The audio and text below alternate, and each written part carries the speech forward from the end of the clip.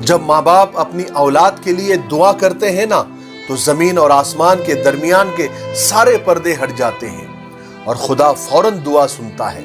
انسان کے آدھے سے زیادہ غم ماں کی ہمدرد آواز سن کر ہی ختم ہو جاتے ہیں۔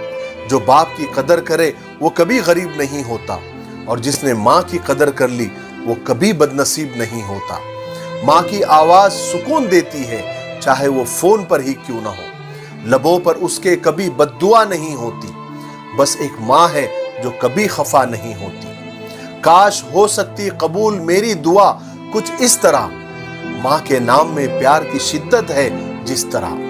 دھوپ بھی تیز ہے پاس سایہ بھی نہیں، درد ایسا کہ مجھ کو رونا آیا بھی نہیں۔